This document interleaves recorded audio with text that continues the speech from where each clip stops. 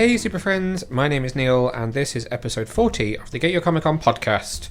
We're here fortnightly-ish to bring you a slice of comic book, film, TV and pop culture goodness from our studio to your speakers.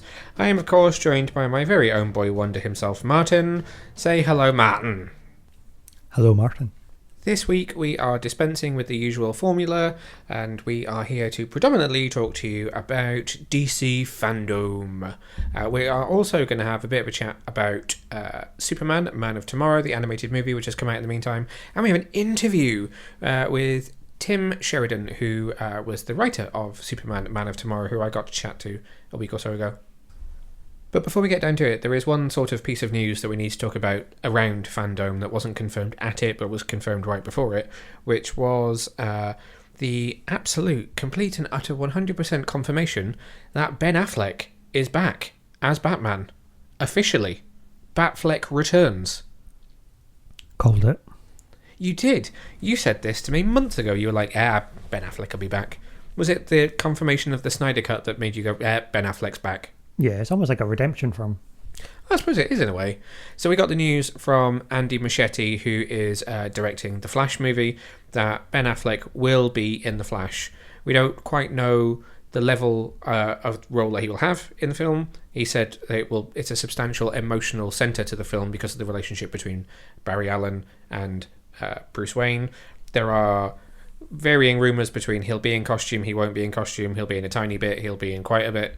He's barely a cameo. He's got a series on HBO Max. The rumour mill has gone into crazy overdrive on this one, but it is official. Ben Affleck will be Batman at least one more time. Maybe one more. Is that your official Mystic Meg prediction? That they'll call it one more and then it'll be, well, just one more. Well, just one more. I think I've looked into the cards and they've said maybe one more. Depending on how this is received. True, yeah. I think, based on one of the quotes that came out, he is happy to be Batman, or at least Bruce Wayne, when there isn't the weight of an entire movie on his shoulders. Because you could hear how much he enjoyed Batman versus Superman, and that obviously didn't turn out the way you wanted it to. But you could hear that he kind of enjoyed his appearance in Suicide Squad. And I guess there's something a little bit easier about playing Batman when you don't have to think about shouldering a 2.5 hour movie. I suppose that could work because it can keep that continuation of those characters and he'll just pop up every so often. Well, that is the rumour that we've talked about before, that Henry Cavill's Superman would take on a Nick Fury type role and be like that little bit of connective tissue between different bits of DC on film. And we'll kind of get to talk about some of that when we talk about the Multiverse 101 panel from FanDome. But there's nothing to say that Cavill's Superman and Affleck's Batman can't both be that kind of Nick Fury type small nugget of a role that appears with some of the others if and when you need someone to, for the sake of the narrative and not for the sake of connecting the films. Nick who? Don't be rude. Oh, no, I'm just asking a question. Nick Fury. Samuel L. Jackson, head of S.H.I.E.L.D. Appeared in all the Marvel movies. Marvel who? Are you passing comment on the fact that Marvel has been rather quiet, apart from announcing that they've dropped the word "the" from the title of Eternals? Well, you don't hear about them very often these days, do you, Marvel? Apart from New Mutants. That's a podcast for another day, once it's actually in cinemas. Let's wait until we've seen it. Oh, it's Saturday tonight. Or today, depending on when you're listening. Yes. How do you feel about Ben Affleck being back? Even for a short period of time? I'm happy. I quite liked him as a Batman and a Ben. I liked him as a Batman and a Ben. I liked him as a Batman and a Bruce Wayne. So if he was only to appear in The Flash as Bruce and not suit up, would that be an issue, or are you happy to take what you can get from another appearance by his version of the character? I'll take what I can get. Okay. I am inclined to agree with you. It would be cool to see him as Batman, even briefly, just one more time, but I would be perfectly happy to just see his Bruce Wayne again, just to see that universe continue in some respect. You're not going to turn away a bit of Ben? No, not at all. Neither would Ana de Armas, apparently. Anyway... She's no Jennifer We're going to Garner. talk a whole lot more about The Flash in just a minute when we get to the Flash movie panel, but that's the only major piece of news which I think is worth talking about in this FanDome special. So without further ado, let's open the doors to the convention centre, take our seats in the Hall of Heroes, and get ready for DC FanDome. Might have to put some reverb on my voice there to make it sound really exciting. I'm tired. Like, FanDome, FanDome, FanDome, FanDome, FanDome. We're going to cover this in order of the panels as they happened on the night, on August the 22nd. So if you want to skip ahead, just follow the schedule. It's Wonder Woman 1984, mysterious video game announcement from Warner Bros. Montreal, Multiverse 101, Flash movie, the Suicide Squad movie, Justice League, Snyder Cut, Black Adam, Aquaman, Shazam, Suicide Squad, the game from Rocksteady Studios, and then rounding out with The Batman. Ooh, I should have done that in the style of the theme tune to the cartoon. The Batman. Wee, wee, wee. I watched the entire of the 8-hour run from 6 p.m. to 2 o'clock in the morning, and then had one mighty FanDome hangover the next day. You stayed with it until Snyder Cut? You saw the Snyder Cut trailer, and I think that was the last you saw of it. Yeah, I tapped out at like 11 o'clock. But what did you think of the event as it was? Let's just do some general thoughts on DC FanDome. I wasn't on the list. People might be able to skip through this. No, sorry. It was alright. Is that the kind of it's alright where actually you're like, yeah, it was pretty good? Or it's alright isn't, it was alright? Well, you got to listen to the inflection now. It was alright. Oh, okay, so you really enjoyed it then? Yeah. What about it in particular did you enjoy? It was just nice to have something to look forward to, I think. They dropped a lot of stuff. It's almost like there's a little bit of hope in this darkened period of nothingness. Nobody else is releasing anything, so it's nice to be like, oh yeah, there's stuff happening. People are making good content. Ooh. Yeah, I agree. They did a really good job of releasing a couple of surprises, doing things differently. It wasn't just a YouTube playlist. You know, the way everything was visualized was really interesting. Different panels had different looks to them. It wasn't just the same thing repeating over and over and over again. What did you think of the way they put everything together with little clips in between, little animated shorts, interview snippets, Q&A bits? What did you think about that? It was almost like DC does Eurovision. Because of the worldwide hosts? So you had the worldwide hosts, and then you had the little clips in between. Oh, I suppose, yeah, I see what you mean. Like when each country has a little intro video that's completely nuts. Yeah, it's like, we're off to Sweden, and there'll be like a little Swedish thing. Yeah. A goat or something. Okay. And then it's like, oh, we're off to Wonder Woman. Here's a cartoon that vaguely resembles Wonder Woman. It was interesting because I felt like we were a little bit left out in terms of the UK. We had a UK host who was on later in the evening, but you had kind of global cosplay, you had a lot of focus on, oh, this is what DC's doing in Brazil, this is what DC's doing in Japan, this is what DC's doing here, and I didn't feel like they quite covered us so much, which was interesting.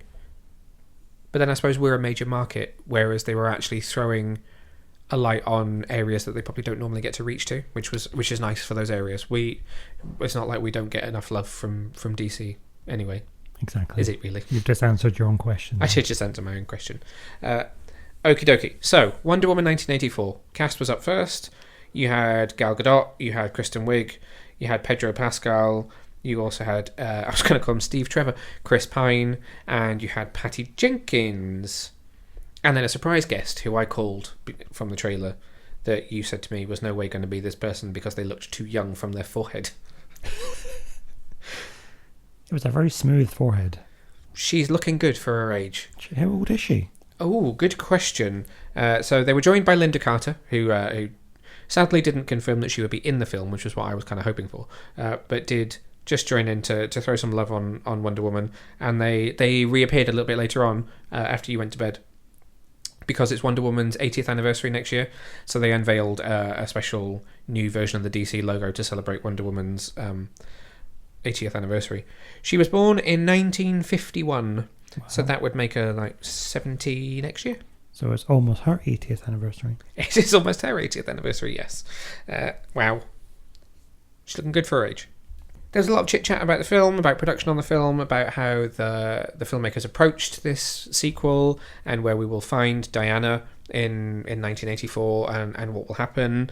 The major announcement was, of course, the release of the second trailer.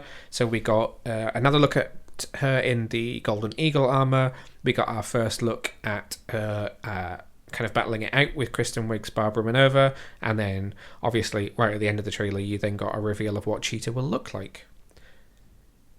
Thoughts? Anything random that just comes to mind about the panel itself? Nothing random.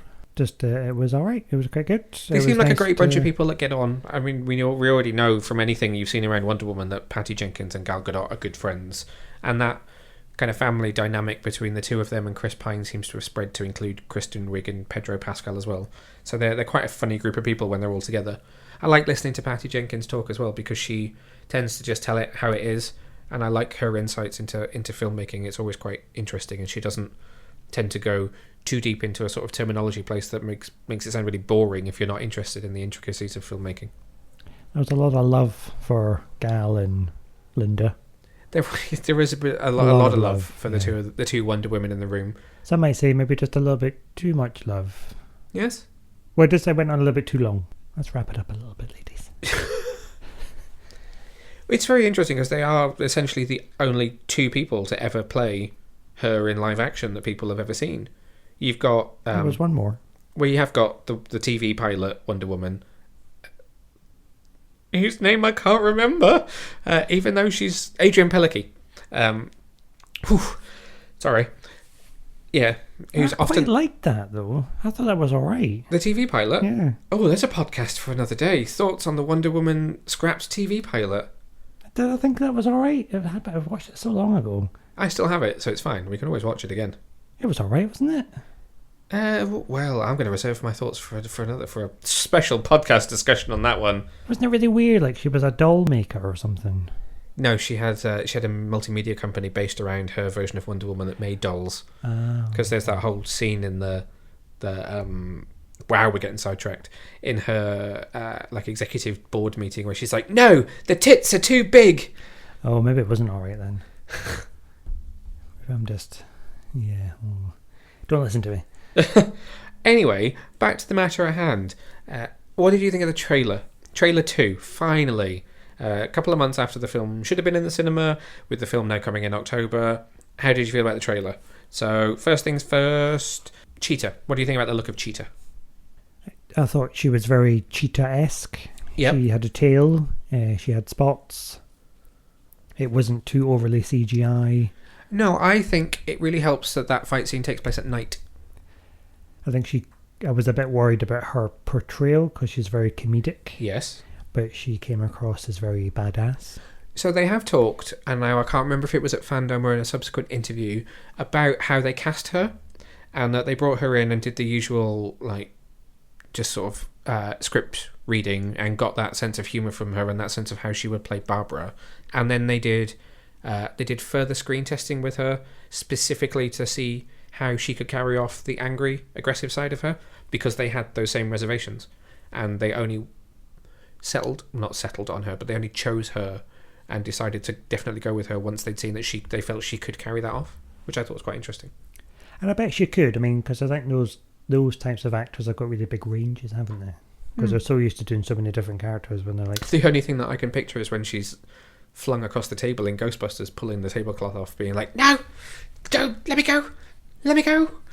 When she's trying to convince the mayor of New York that ghosts are real. Yeah. I do like her. Yes, she's she's hilarious. Bridesmaid. Love a bit of Bridesmaid. Don't sing. I can't get the song in my head. No, it's not coming. I'm too tired. Okay. Other thoughts on the trailer? I might just start. I'll try it at some point. Okay. It gave me everything I wanted from a Wonder Woman trailer. All right. So we've got flying. There was flying. Well, is there flying? It's ambiguous flying. Is it? There's a lot of jumping and pulling. I'm True. not sure if she was actually flying. And flinging off lightning bolts. A little bit more of that. I haven't seen her actually go, I'm away. We now know that what people thought was the invisible jet is not the invisible jet. Well, you could see it. I know, but there was some thought that when they're flying through those fireworks, that's actually an invisible plane, whereas what we saw in this was a joke about how he was like, oh, nobody will be able to see us when I fly, and she's like, oh, I forgot to tell you, radar. How do you feel about the level of humour?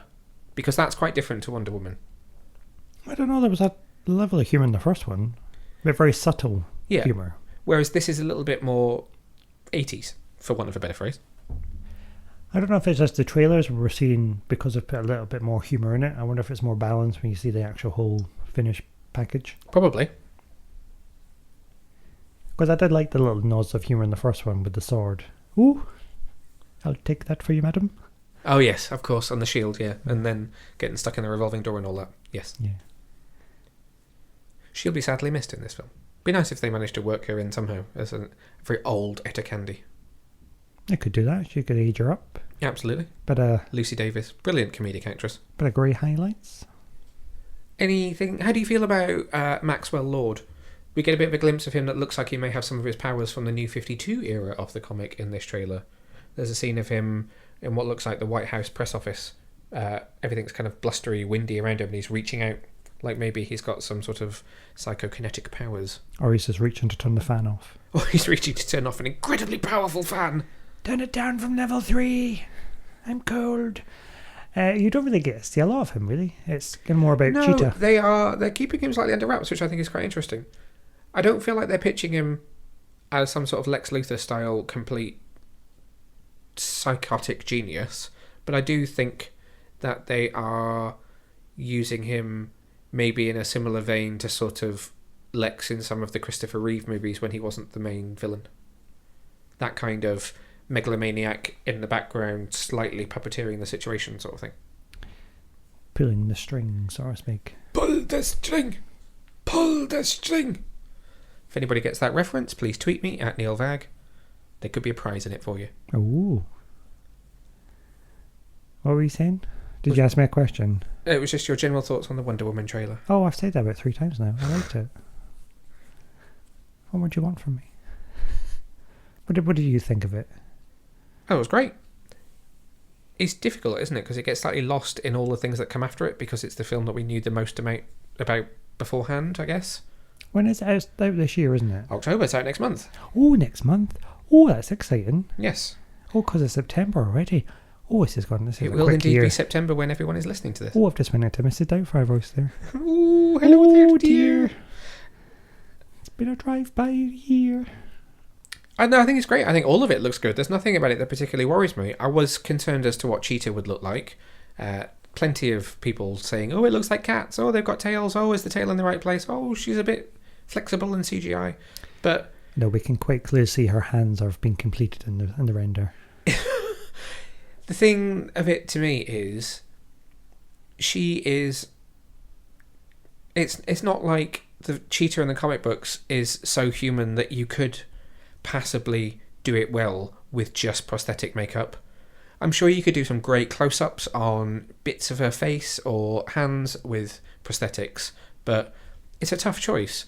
You either get maybe an actress in prosthetics who can't do as much physically on set, or you get something that's more CGI that is able to do whatever they necessarily need it to do. And so it's a bit of a damned if you do, damned if you don't. And I was happy with the way it looked. I do think, you can obviously tell that it's augmented CGI, but they've done a fight that looks like it's in sort of twilight nighttime, which will help to cover some of that up. And I think they've done a good job with what they've tried to do and with the character they've tried to do. So I'm happy with it. Overall, loved the whole trailer from start to finish. Wilson Phillips, that was the band, wasn't it? Yeah. I know the song. I'm just waiting for you to get it. I still can't get it in my head. I can see them dancing in the water fountain at the end. Terrible. In the arms. Yeah. It's been a long day.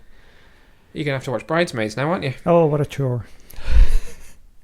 Any final thoughts on Wonder Woman 1984 before we move on to the next panel? No, I'm just very excited and looking forward to it. Yes. And I will have to watch Bridesmaids before we go and see it.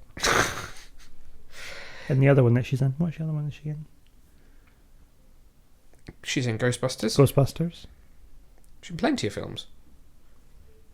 Wonder Woman 1984 hits cinemas in the UK and US on October the 2nd, 2020. Oh yeah, baby, hold on and make you cry. Don't you know? Well done, you've got a line of it. I've got a little bit. So the next panel was a surprise announcement from Warner Brothers Games Montreal. they've been teasing this game for like a year now. All this Court of the Owls style imagery that's been shared on social media, and then in the week running up to FanDome, they had a special unlock on a very random website that was just like numbers and letters that managed to unlock a map of Gotham City. So everyone knew it was going to be a Batman game. The thought that everyone had was that it was going to be Batman versus the Court of the Owls, and it would adapt that storyline from the comics, which was kind of correct, but also kind of wrong at the same time. So we didn't really know, did we? As soon as the panel started, it just went pretty much straight into a trailer. We saw Bruce, and then it turned out it was Bruce sending a video to Dick, Barbara, Jason, and I think Tim, not Damien, right? Yeah, it's a bit weird because his costume's not quite right, but the R looks like a Tim R. And that was to confirm that Bruce is dead. Then we get a little voiceover that says that there's been some kind of explosion in Gotham City and that it's been confirmed that Batman has been killed. Dum dum dum. Well, where do we go from there? What followed was like a 1.5-minute long trailer that teased some ridiculous co-op action where you've got Nightwing, Batgirl, Robin, and Red Hood all taking over and stepping up to save Gotham from... We saw Mr. Freeze, didn't we? We didn't really see like a cavalcade of villains. It wasn't like the usual, here's Joker, here's Poison Ivy, here's Riddler, here's Mr. Freeze. So you got Mr. Freeze in there, obviously. And then it wound up with revealing that the Court of the Owls is then part of it as well. And they're a little shady organisation that are also part of the storyline. And then we were treated to like 10 minutes of gameplay footage after that. Mm. So what are your thoughts on this one? Now, You're not a big gamer. I'm not a big gamer, unless it's Pokemon. Yep. But I must admit, when I saw that trailer, I thought, just have all my money. Just dangling the little carrot of you being able to play any one of 3 of your favourite heroes from the Bat family. I was like, just have it all, just take it. I've resigned myself to the fact that whenever we play the game, I'm going to have to be Batgirl. Don't be like, resign yourself. You love Batgirl. But wouldn't exactly be my first choice of who to play, although she is a wonderful character, yes. But when you've got you sat there going, oh, do I be Nightwing? Oh, do I be Red Hood? Oh, do I be Robin? Yeah, I think I'd have to go for Red Hood. Well, I suppose that means I can play as Nightwing. You're going to be Batgirl. What are you... Can you do a play with other people who aren't in the room? Like over the Wi-Fi's. Are you suggesting that we would play with the Hulks and that Nicola can be Batgirl and me, you and Criss would then be the 3 male heroes? Well, no, I would still imagine you as Batgirl. Thanks. I think I'd have to fight out Red Hood with Nicola. Okie dokie. So what was it about the trailer then, other than those playable characters that grabbed your attention? I think it's the playable characters and being able to play in co-op, because you've never been able to do that before. No, we haven't had massive amounts of co-op in the games previously. And we've never really had a true Red Hood in a game either, which is quite exciting. Yep, and being able to be interchangeable members of the Bat family as you play in single player as well. And the Talons as well, which is exciting. That should be really cool to see. Now, this is Warner Brothers Games Montreal, so it's not the people that made Arkham Asylum, Arkham City, and Arkham Knight. It's the team that made Arkham Origins, which was still part of that universe. This, I think, because it's a slightly different looking Red Hood, I don't know if this is still in that universe or if we're sort of vaguely branching off, because the Suicide game that we'll talk about a little bit later is still part of the Arkhamverse as well, or if we're all still playing in one massive, big, familiar sandbox. I mean, it doesn't look massively different. No, I suppose it doesn't really matter in a game, really, does it? No, not hugely. So things that we do know about this game so far. According to the Warner Brothers Games press release, Gotham Knights is a brand new open-world, third-person action RPG featuring the Batman family as players step into the roles of Batgirl, Nightwing, Red Hood, and Robin, a new guard of trained DC superheroes who must rise up as the protectors of Gotham City in the wake of Batman's death. An expansive criminal underworld has swept through the streets of Gotham, and it's now up to these new heroes to protect the city, bring hope to its citizens, discipline to its cops, and fear to its criminals. Players must save Gotham from descent into chaos and reinvent themselves into their own version of the Dark Knight. Features are players a new guard of DC superheroes step into the roles of Batgirl, Nightwing, Red Hood and Robin and shape Gotham's newest protector to create your own version of the Dark Knight. Action-packed original story set in DC's Batman universe. With the Belfry as their base of operations, this is a new era of heroes who will solve mysteries that connect to the darkest chapters in Gotham's history. From its soaring towers to its underground criminal network, embark on rich storylines including face-offs against some of the most infamous DC supervillains, such as Mr. Freeze, who is set on engulfing Gotham City in ice. The Iceman cometh. Explore and fight crime in an open-world Gotham City, patrol the dark streets of 5 district boroughs in a dynamic, interactive Gotham using a variety of traversal abilities and heroic combat moves, as well as iconic bat cycles. From street-level crime fighting to face-offs with DC's iconic supervillains, save the city from descent into chaos. Unique character abilities and customization. Each hero has unique abilities, gear, weapons, and a customizable suit. Batgirl wields her melee tonfa. Nightwing uses his signature jeweler screamer sticks. Red Hood is trained to reach peak human strength, and Robin is expertly skilled in his collapsible quarterstaff. Team up in 2-player and online co-op. Way. Play Gotham Knights solo or team up with a friend and combine strengths to protect Gotham City in 2-player online co-op. Oh, only 2-player, so not 4. That's interesting. Oh. Well, I suppose it'd be a bit weird. Well, not weird, but awkward to do it. If you're running different directions. True, that could get very, very awkward. It looks great, and it was the first unexpected announcement of FanDome, because we all just thought it's going to be another Batman game. And to be fair, we were all excited about the fact of another Batman game, because the last 4 have been great. But, wow, just not what I expected at all, and kind of blown away with that one. Agreed.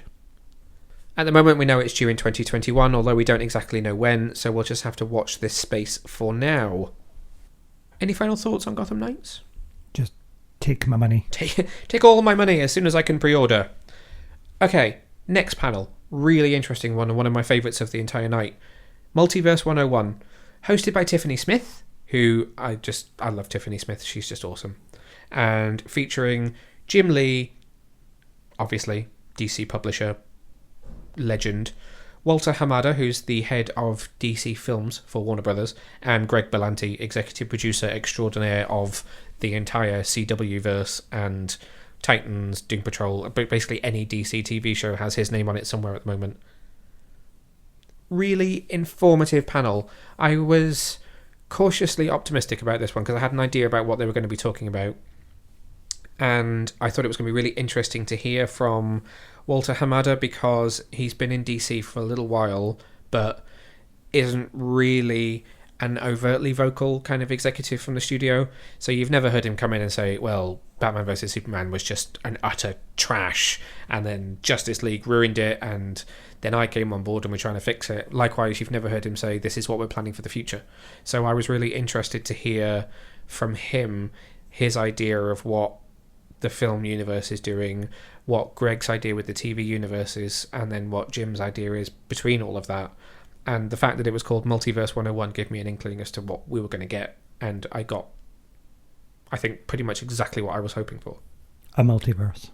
Yeah. 101. Yes. You got schooled. No, I think I know what a multiverse is, thank you very much. But for people like you who aren't so sure as to what's going on... In life, or... No, in the multiverse. Every day, because I do find myself a bit lost sometimes.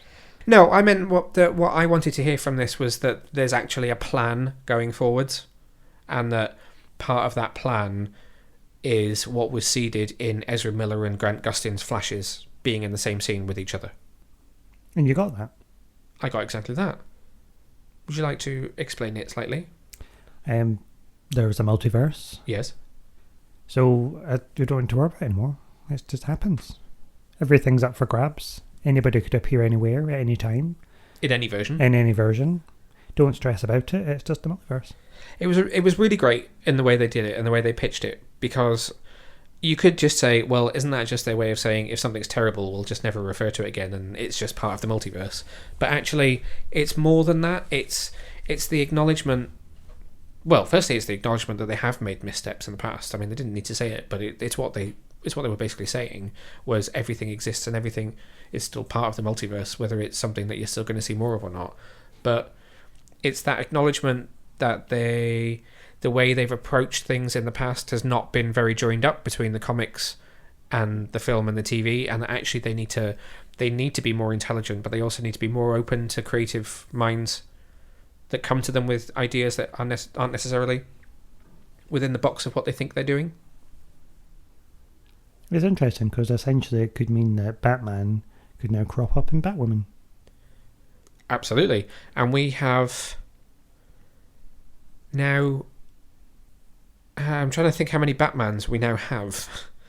So in theory, in practice, we have Ben Affleck, Oh, yeah. who will be in The Flash. We have Michael Keaton, who will be in The Flash, which we'll get to next. He is the Batman. You have Robert Pattinson, who is Batman and is absolutely legitimately Batman. Ben Affleck coming back for 1 film, 2 films, however many he wants to do, does not negate Robert Pattinson being Batman. You've got Ian Glenn as Batman in Titans, who is also Batman. So that's 4. That's the man who's Bruce Wayne and Batwoman. Technically 5. You've got the little boy from the Joker. 6. So there are multiples. And the crux of that, they talked about a policy which I have always disliked from DC, which is the idea that if we want to use something in a film, you can't use it in something else. So that was the reason that Bruce Wayne and to some effect Batman was never in Smallville. It was the reason that Arrow went from setting up a Suicide Squad to immediately killing off an entire Suicide Squad and Amanda Waller, was this policy.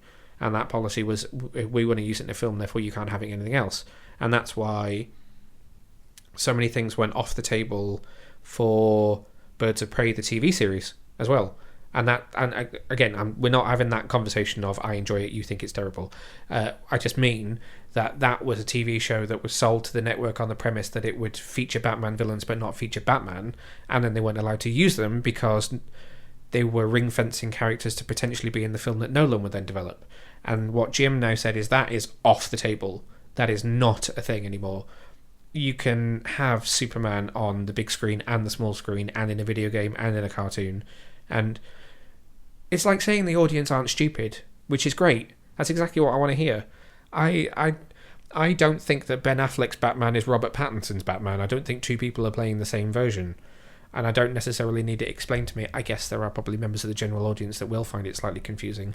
But I think it's great that they're able to say, we trust you as an audience member to understand that Joker, the standalone movie by Todd Phillips that's, an Oscar-winning epic, isn't necessarily the same Joker that's played by Jared Leto.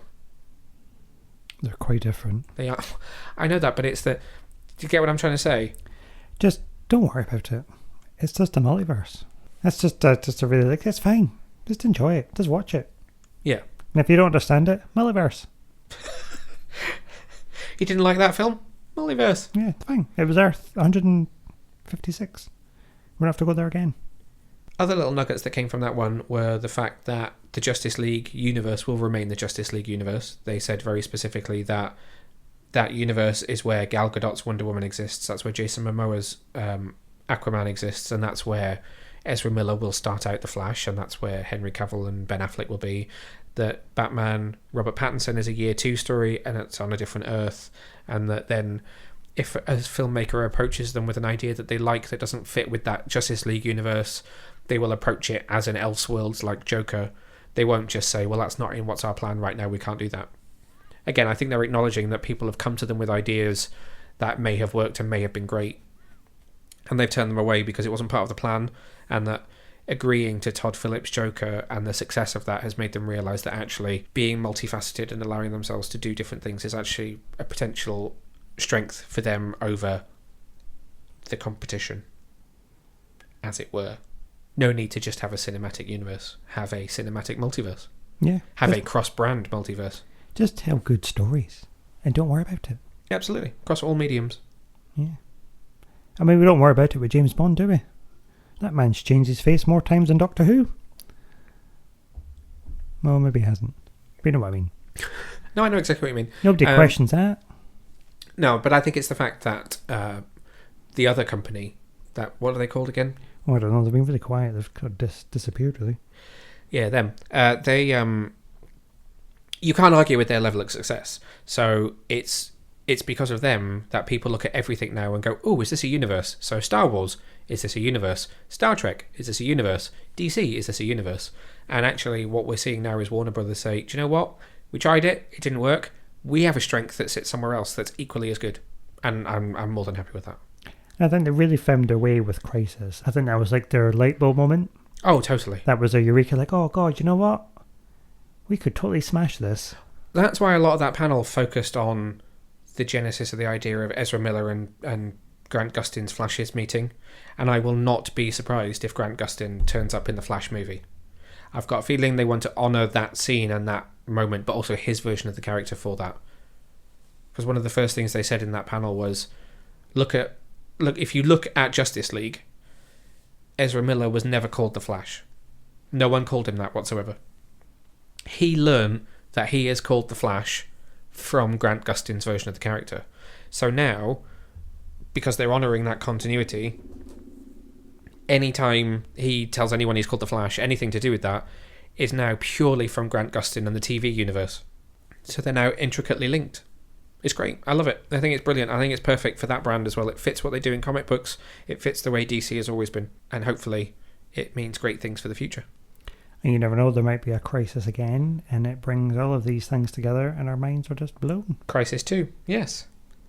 So from there, we dove into the Flash movie, which was kind of more of the same, really. They didn't have a lot to say or anything to show off particularly, because obviously they've not started production yet. They probably should have started production by now if the rumours were true, but were held off by COVID. So they did a Flash 101. So we had Andy Muschietti, the director, Ezra Miller, and Christina Hodson, who I'm surprised there hasn't been more said about her writing this film, because she wrote Birds of Prey, which you and I both loved, but you know, it wasn't the success necessarily that Warner Brothers were hoping it was going to be, although they should still be happy with it because it still did incredibly well.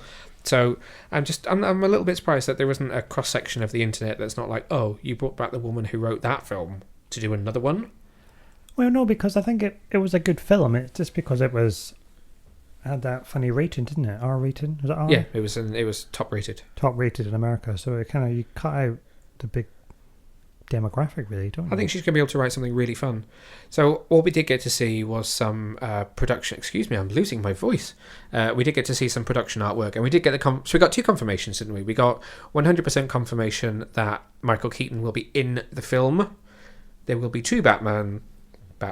That's men. Batman. Although they didn't talk about Ben Affleck in the panel because that had only been confirmed in the period after they filmed the panel between then and FanDome. So we got confirmation that Michael Keaton will be in the film, and then we also got confirmation that the Flash will have a new suit. Now, whether or not that is the new suit which was discussed for Justice League or not, I don't know. That wasn't really touched upon. We know that I'd like to call him Justice Snyder. Zack Snyder had talked about the fact that Barry would get a second suit towards the end of the Justice League movie. Whether that ever came into fruition, I don't know. But he will have a new suit in the Flash movie. And we got to see a really epic piece of production art of him in that suit with Michael Keaton in his full Batsuit. Yeah, it was quite clearly Michael Keaton. Oh, I mean, yeah, it completely was Michael Keaton. What do you think of the new Flash suit? I mean, we've not seen it in full lighting. We've not seen what material it's made of. But what did you think of the look of it in the production art? I'll be honest, I think I was more excited about seeing Michael Keaton back in that. That's understandable. So it's sleeker. It's less of the sort of space suit patchwork armor that he's got in Justice League. You know how it's kind of like a mesh suit with different bits of armor stuck to it. This is more of a I don't want to say generic, but it's more of a classic Flash suit. More like a unitard. Yes. Is that the word? Yes. Smooth. Yes. Aerodynamic. It's absolutely more aerodynamic, yes. Okay, so you were focused on the Keaton in this scene. I mean, I did see that he was there. I was like, oh my god, that's Michael Keaton. And a Flash. Take all my money. That's the second time they've taken all your money in this podcast. I know, I'm going to be poor. It's, what's his name? Are they going to get him to come back? Because that would be a good Batman. Christian Bale? No, not him. Jeffrey Dean Morgan. Oh, If we're doing Thomas a Wayne. flashpoint. Sorry. Yeah. Well, that is a rumour that everyone is interested in. Jeffrey Dean Morgan himself says that Michael Keaton has stolen his role. So I don't know whether he will be in it or not, but that could just be a good bit of subterfuge and a surprise. Well, I mean, you can never trust him, though. He's a bit of a trickster, isn't he? It has been said that the Reverse Flash will not, and this wasn't part of the panel, but it's been said subsequently that the Reverse Flash won't be the main villain of the piece, and that it won't feature the Atlantean-Amazonian War. It's going to be a little bit more of a personal story about Barry, I think. Oh, okay. I wonder who the villain's going to be then. Is it going to be himself? I don't know. Could be. Barry at the start will be set up alongside that relationship that he has with Ben Affleck's Bruce Wayne, and that he will then travel back in time to save his mum, and when he returns to the present day it'll be a different place within the multiverse, and his Batman will be replaced by Michael Keaton's Batman. Now, whether it will reset by the end of the film or not, I do not know. One can only hope, and that will probably be the clincher as to whether we see any more Ben Affleck. But the kind of synopsis logline that they released afterwards says that he will pass through the multiverse, meeting different versions of multiple heroes. So who else could turn up? I don't know. Linda Carter. Well, I mean, she was on a panel. She was on a panel. The fact that we've just been talking about a multiverse that can feature TV, movies from across the ages, it could be anyone and anyhow. He could pass through any of the universes that we didn't get to see in Crisis, or any of the ones that we did. We got to see a lot of universes in Crisis. You make out of Birds of Prey. Yes, they could be back again. Hopefully production will start soon, and then we'll slowly start to learn more as it films. This is going to be the kind of film that when it goes into production, it's going to be really difficult for them to keep things secret, because unless they film the entire thing on a locked indoor warehouse set, we're going to see things. Yeah, I mean, it's going to be... I mean, the internet will break when Michael Keaton's in his suit again. This is why DC is fairly clever in this situation, because when you think about The Batman, which has been filming outdoors in London and Liverpool and different parts of the UK, whenever there's been a sniff of, oh, that's Batman filming, snap a photo, they've released something. So before they did any outdoor shooting with the Batmobile, they released photos of the Batmobile. Before they did any outdoor shooting with the costume, they released that tease of Robert Pattinson in it, so that they get to take some kind of control of how we see it first before we see a dodgy press photo taken from like a mile away on a zoom lens. So I trust that they'll release things as and when we need to see them before we get them leaked. I'm really hyped for this. This is going to be a pretty major film, I think, and I'm really excited for the prospect of it now that we've opened up so many prospects. Very exciting times. Of the films listed at FanDome, I think other than The Batman, this is probably the one I'm anticipating most. Not Wonder Woman? Yeah, but I kind of feel like that's here. So I would probably say The Batman is my most anticipated, followed by Flash, followed by Wonder Woman. Yeah, well, but you've not got long to wait for Wonder Woman. Exactly. I kind of feel like Wonder Woman is almost upon us, so... And what about Suicide Squad? That is the next panel on the list. So, unless you have any final thoughts on The Flash, we will move on. Let us speed on to the next one. So, the Suicide Squad. This was another slightly unexpected panel, because I thought we were going to get to see the first footage from the film, and instead we got kind of a teaser-ish trailer in terms of a cast reveal, and then a 5-6 minute featurette going behind the scenes. Why don't we first go through the cast list, because we now know exactly who is playing who in this film. Ready? Ready. Are you sitting comfortably? No. You're yawning, so you know.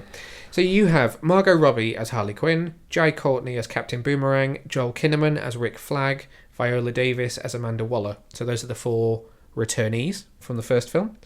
You then have John Cena as Peacemaker, Pete Davidson as Blackguard, Michael Rooker as Savant, Sean Gunn as the absolutely amazing-looking Weasel, Idris Elba as Bloodsport, Peter Capaldi as the Thinker, David Dasmalchian, which I just have no idea how you're supposed to pronounce that, as Polka Dot Man, Daniela Melchior as Ratcatcher 2, Flula Borg as Javelin, Nathan Fillion as TDK, aka the Detachable Kid, or Arm Fall Off Boy, Mei Ling Ing as Mongal, and Alice Braga as Salsoria. And it's a big cast. There's some supporting roles that they announced as well that I can't remember off the top of my head. But there was a lot of cast announced. Did you say Boomerang? Yes, Jai Courtney as Captain Boomerang. Ah, yes. I wasn't listening. Of course you weren't listening. Why would you listen to anything that I say? You said a lot of things. And they did their panel as like a quiz. He split them into 2 different teams, one headed by Viola Davis and the other captained by Joel Kinnaman. And they answered questions about each other in order to score points, whilst giving away little tidbits of information about the film, which is probably that everyone dies, that it's the biggest film that James Gunn has ever made, and that I think James Gunn has a little chip on his shoulder when it comes to the fact that he was fired by Disney. Yeah, but, he was kind of asking for that in a way.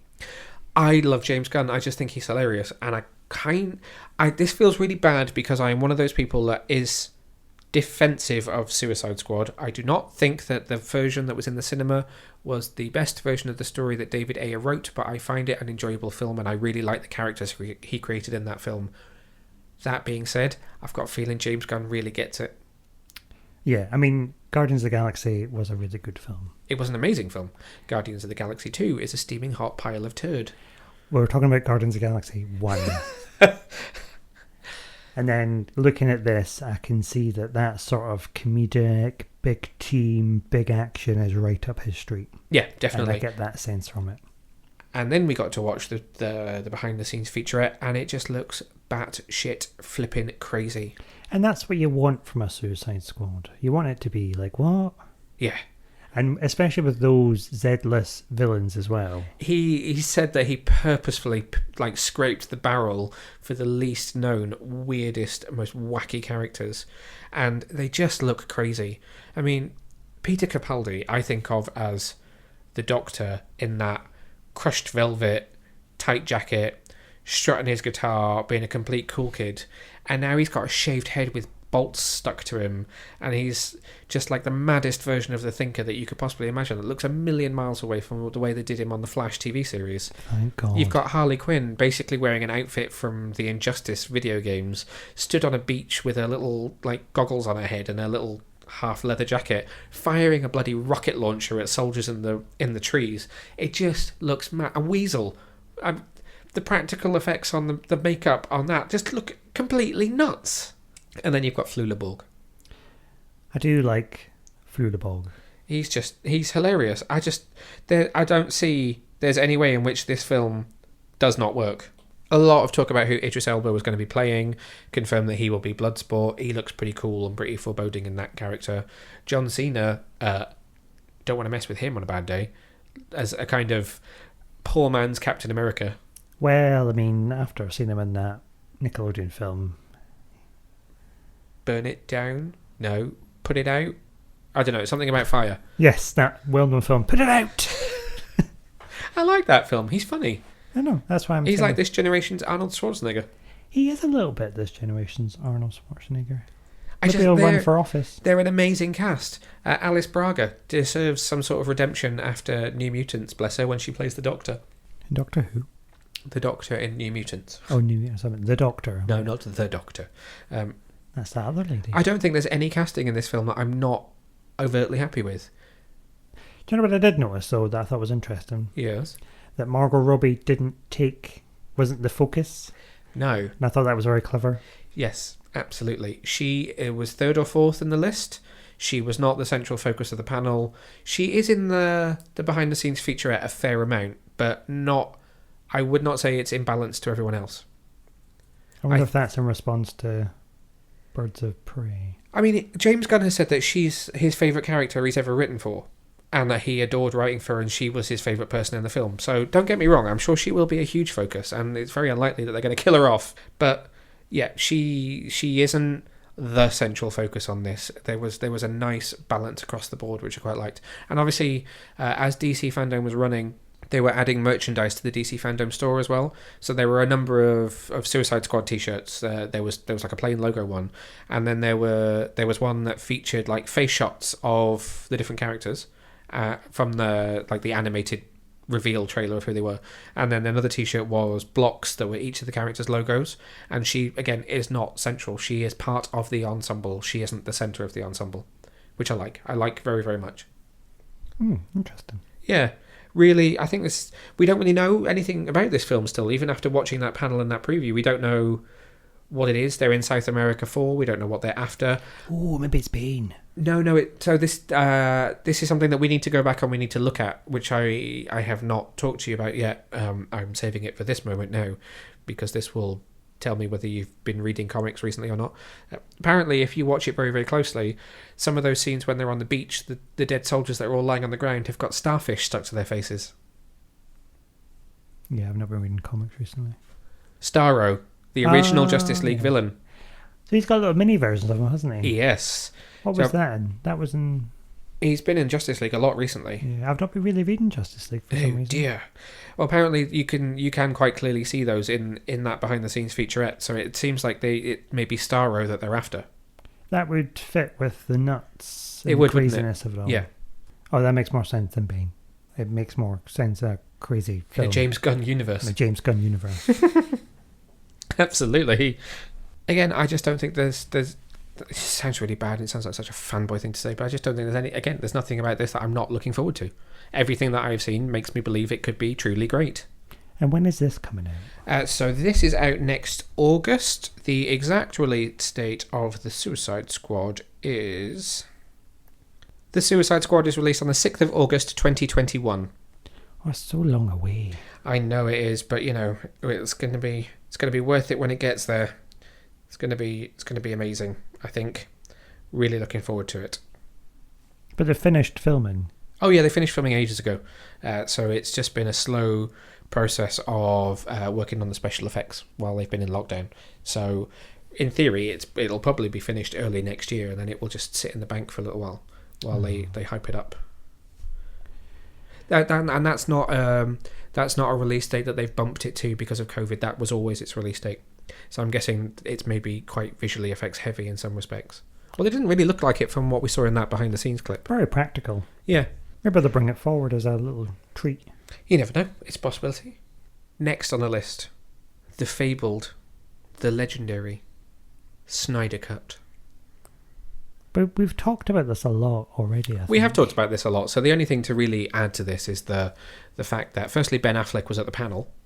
They were only in it briefly, but you had Ben Affleck, Henry Cavill, Ray Fisher, and Gal Gadot. We didn't have Jason Momoa. He was absent from the evening for some reason. And Zack. And they really just did a Q&A with fans and then showed the first trailer. So I think we have talked about this a lot, especially since the announcement. So the main thing for us to talk about today is that trailer and what we got to see. We got a first look at Darkseid. We got a first look at the new version of Steppenwolf.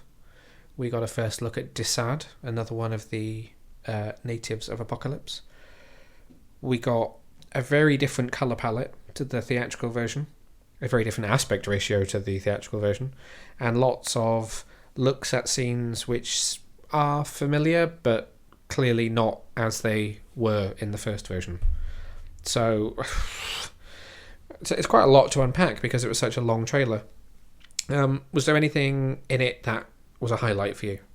No, and I don't mean that in a bad way. I'm just sort of... I still find it fascinating that you can essentially film something... And make it something different? And make it completely different by just changing things like the colour and moving stuff around or taking bits out and adding a couple of bits here and there. It's just, I find it fascinating. Having not been involved in any of that sort of stuff. True, yeah. It is really interesting. So one of the scenes that I find particularly interesting is the scene with Wonder Woman when she rescues the school kids. Because we've seen the genesis of that scene in all of the promotional materials, from what was clearly a version where she either doesn't rescue them or she rescues them and then the building blows up, through to what you see in the theatrical version, which is that she throws the briefcase with the bomb in it out through the roof and it explodes in the air and no one dies and everyone is very happy, and it's all very colourful, and she slides around the floor beating up the goons and all that, to what in this version looks like something much more measured and much more... Well, in fact, the scene that you see from that in the trailer is her doing a very, very warm Gal Gadot smile, and it's very interesting how certain things like colour temperature and just the way you edit a scene can make something completely different. And obviously you have to factor in that Joss Whedon reshot bits, so what we may have seen from the theatrical version may have been like 5 seconds of Zack's footage, and the rest of it is same location, same actors, but completely rewritten version of the scene. Fascinating. You could do a whole study on that. There you go. I'm sure people have, yeah. Another job. What do you think of the look of Darkseid? Interesting. He's very fleshy. I don't know if this is obviously the character design is final. I don't know if this is completely finalized VFX or if this is still work in progress VFX. So I do think there was something slightly PlayStation about it, but I think he looks good. I like the sort of the Omega burnt into his chest. Yes, that's an interesting take on his character design, isn't it? Because he's normally got a bit of armor, hasn't he? He's almost a bit like, ooh. Yeah, I always picture him with his helmet on. He's got a very particular type of helmet that the character normally wears. Interesting that there are more new gods in there. Desaad was a surprise, wasn't expecting to see him. The new version of Steppenwolf looks quite interesting. You saw the scene where he lands in, I was about to say in Amazonia, the bit where he booms into Amazonia, the cave in Themyscira, and he does look more formidable, this version of him. He looks, I mean, yeah, okay, he doesn't look as cheap as he did in the theatrical version, but he looks, the character design looks more imposing, I think, on screen. Less PlayStation-y. Yes, he looks less PlayStation-y and more formidable. Interesting, I felt that there wasn't any dialogue until the very, very end of the trailer when Flash speaks some very ominous words about presumably Steppenwolf or maybe Darkseid. Or both. Or both. Step inside. Step aside. We also got confirmation that Justice League will arrive on HBO Max in 4 one-hour parts, which I personally am strongly against. He did also say that after that he's working on it also being a 4-hour movie that you can watch concurrently as well, rather than just having to sort of stream a season. But I just don't think it's going to work. Do you think they'll drop it like 1 episode a week for 4 weeks? Oh, I'm sure they will string it out, yeah. Or 1 a month for 4 months? Yeah, they won't do that. I don't see that they would do that. I think it will be 1 a week for 4 weeks, and then either on the 4th week or on the 5th week you'll get a movie version as well that you can sit and watch it without having to see like an opening credit. I just don't understand how you can take a wholly written script for a 3-act film and break it into 4 3-act hour-long episodes. I mean, when I was little, I used to watch films in 3 parts. Okay. So they might do that. Could you elaborate? Well, I mean, I would watch Batman Forever, but I wouldn't watch all at once. I would save it. I'm going to save that. Okay. Like if I was gone to my nana's after school, yeah, I'd have an hour or so before I got picked up. I would then treat myself to half an hour to 45 minutes of Batman Forever and then eke it out over the week. Interesting. A glimpse into my childhood. Interesting. I've never thought about it like that before. I've just always watched films as films. I mean, I'm not sure. I mean, I don't know. Zack hasn't asked me how I did that, so I'm assuming he'll have his own way of doing it. I'm sure he will, and I'm sure he'll make it work somehow. I just wonder whether that's going to impact on the way the film's edited. But no, I'm willing to give him some tips from my childhood. Well, you listening, Zack? Give Martin a call. He will be able to advise you on how best to edit your 4-hour movie into 4 1-hour episodes. Well, I could probably do it for Batman Forever because that's the one I did it with the most. But okay, I mean, I would have a go. Yes. Honestly, I don't think there's much else to say about Zack Snyder's Justice League because we've talked about it at length before. I'm excited for it, and I'm intrigued to see how it turns out. And this trailer has definitely piqued my interest more. I think it's going to be really nice to see him get to fulfill his wish with it. I'm not sure how much more it can do for me when we've got so many exciting announcements of things like the Batman and the Suicide Squad and the Flash going on all around it. When is that coming out? We don't know exactly when yet. Just 2021. Oh God, next year again. It's going to be a busy year next year. Everyone's working from home. They should be cracking this stuff out. Clear your podcast calendar. going to whiz through these next three panels because there wasn't a huge amount to say about each of them, apart from maybe this first one more than the other two. Black Adam was up next. So The Rock was on for sort of 10-15 minutes just talking about that film. There was a quick narrated trailer, so you saw some production imagery, which revealed the fact that members of the JSA will be in the film. So we will have Atom Smasher, played by Noah Centineo. There's also Hawkman, who's yet to be cast, and also Dr. Fate will be in the film. We don't know exactly who the villain's going to be, or whether Black Adam will be the villain and they will be the heroes. Little is known about the story, although we have now confirmed that although some of the origin will be in the past, it will then be set in the present day. I'm going to ask you about this, but you weren't actually awake to see it, but I have shown you it since. Got any thoughts on Black Adam? Spinning out of Shazam? Not massively. It's not a character I know a lot about. I've not read a lot of Shazam. I tried, but I never really got into it. Which is odd because I do like a bit of Greek mythology. I'm excited for the Justice Society and seeing Dr. Fate. I do like a bit of Dr. Fate. Yeah, I thought that kind of appealed to your magical side of the DC universe quite a bit by revealing that. Or just my magical side. Yes. It was a good look. I mean, again, this is a film that's not in production.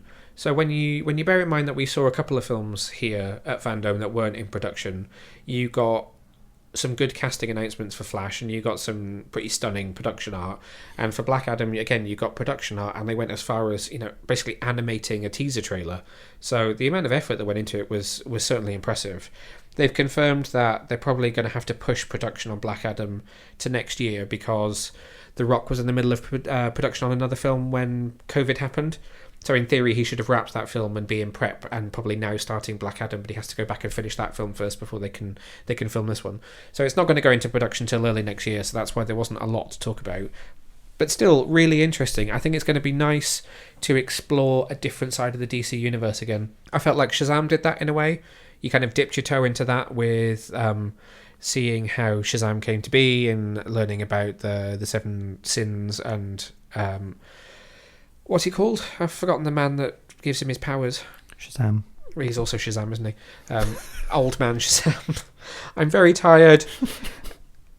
It was a nice exploration of a different side of that universe, and so it's going to be interesting to see them dip into ancient Egypt and then bring that through and push that into what I guess will be Shazam versus Black Adam, which will be Shazam 3 or Black Adam 2. Shazam, yes. Black Adam is releasing on, I think it's the 21st of December 2021, with Shazam 2 then due for release just only about 4 months later at the beginning of 2022.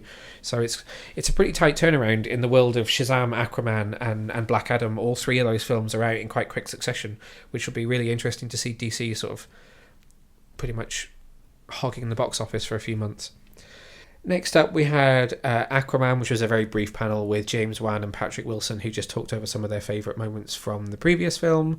They confirmed that Patrick will be in the next one. It was a shame that Jason Momoa couldn't be there, but it was a nice little recap of that film and just a little tease that they'll be getting back to work in 2021, ready for a release date in 2022. That rolled into the Shazam panel, which I think was visually my favourite one of them, and I'm really sorry that you missed this. It wasn't worth quite waking you up for, but... Oh, no, you don't wake me up. They didn't really reveal anything. So it was Zachary Levi and then a number of the kids from the cast who were all just having a conversation, and they were making a joke about how much they couldn't say about the film because they're not even in kind of... I mean, there's a script, and as was revealed in the panel, there's a title, but they're not due to film for probably another 6 months or so yet, so there really wasn't anything, and they spent most of the panel just talking about it. But the thing that made me laugh was that they were doing it on a Shazam call. Get it? Shazam! Because, we spend all our time on Zoom now that we don't get to meet people in person. Shazam. But it was funny because you had Zach Levi who was kind of saying, guys, I'd love to be able to tell you some stuff about Shazam 2, but there's not really anything that I'm able to tell you. And so he was basically in conversation with Asher Angel, who played Billy Batson, and Jack Dylan Grazer, who plays Freddy, and then the other person that was in it was Faith Herman, who was young Darla. And so she was like, "Oh, guys, I'm just going to do some drawing while you're all talking away." So whilst everyone's chatting away, you had Megan Good, who's the then grown-up version of Darla, that was also chatting away, and then Adam Brody also dipped in as well, who's the grown-up version of Freddy. But as they were making jokes and cracking away, Faith Herman was like, "Oh, look, I've drawn this." And the joke was that she'd done like a really amazing drawing of Shazam, and then she'd done a really amazing drawing of the cast. And right at the end of the panel, they revealed that she'd drawn like a fake poster for Shazam 2. And they were like, "Oh my god, is that the title of the film?" At which point David Sandberg, who's the director, dropped in and was like, "Oh shit, guys, we've just given away the title." At which point they revealed that Shazam 2 is called Shazam! Fury of the Gods. That's exciting. Yeah, it was. I mean, it was a piece of harmless fun, and probably for the fact that it was on at like midnight, and the fact that I'd been furiously tweeting and Instagramming and writing on the website for about 5 hours by that point, I was probably a bit too tired to fully enjoy more than the reveal of the title. But actually, I think it was really funny, and would have been a great panel for DC FanDome kids, because Shazam is a kid-friendly movie. You were too busy looking at your phone there, weren't you? Yeah, sorry, I've reached my maximum storage in Pokemon and it stressed me out. Nice to know that you are fully all in on this podcast. Well, it's very difficult when you've reached your storage. I mean, you've got to get rid of Pokemon then. It's like Sophie's Choice. Absolutely. We have 2 panels from FanDome left to talk about. We have the Suicide Squad game next, which is from Rocksteady Studios. So this is the people that made all the Arkham games, apart from Origins, and this is what's next for them. So they had revealed a couple of weeks before FanDome that they were going to be doing a Suicide Squad game, and that's what we would be seeing. I thought we were going to get to see a trailer and maybe some gameplay based on what we'd seen in the earlier panel for Gotham Knights. As it turned out, we only got to see a trailer because this game isn't due until 2022, so it's something that they're still working on at the moment. I know, planning ahead in advance is madness. If we have DC FanDome 2021, half the projects that they were talking about at this FanDome will still not have been released. But what we did get was a really cool trailer. So we know so far that it's another co-op game, or it's a game that you can play in single-player mode. There are 4 members of the Suicide Squad that you can have currently been revealed that you can play as. So Harley Quinn, obviously, Captain Boomerang, Deadshot, and King Shark. They're all voiced by people that have been playing those characters before in the Arkhamverse, so that they can keep that continuity. And we know that, well, the full title of the game is The Suicide Squad Kill the Justice League. So the only Justice League member we've seen so far is Superman. He appears to be under Brainiac's control, because Brainiac's ship is seen in the trailer kind of lurking over Metropolis, and that is who Amanda Waller has sent the Suicide Squad to kill. Again, you were asleep for this panel, so I showed you it afterwards. What did you think of this trailer? Where did this land in terms of your "I'm not really a gamer, but please take my money for Gotham Knights" scale? Less hyped. Yeah, I don't want them to take my money as much. I might reluctantly give them some money to play it, but I wouldn't be in a rush. It's always difficult when you don't get to see gameplay from a game, because it's very hard to base a judgment on what a game might be like based on cinematic footage. So you could say, wow, that was an amazing cinematic trailer, and the game could look like Mario from the NES when it arrives. I love Mario from the NES. I would play that. There you go then. So we don't know very much other than one thing that seemed to be really important. So Sefton Hill, who's the kind of head developer at Rocksteady, appeared on the panel, and one thing that he said was very important was that if you've played the Arkham games, they've very much been a single player thing, and they didn't want to take it from a single player thing to just a co-op. So you can play the game co-op. I don't know if it's a 4-player thing or whether it'll be a 2-player thing like Gotham Knights. But what you're also able to do is play the game in single player. And what you would do as a single player is you can switch which members of the Suicide Squad you are. So you could start a level as Harley, realise partway through that actually you need some of the skill of Deadshot, so you can switch.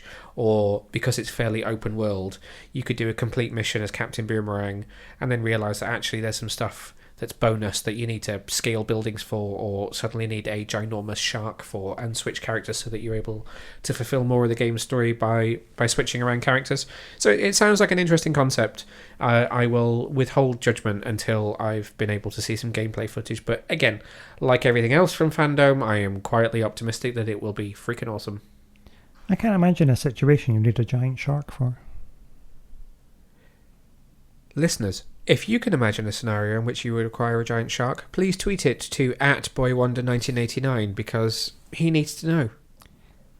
I'll have to get my shark repellent spray out.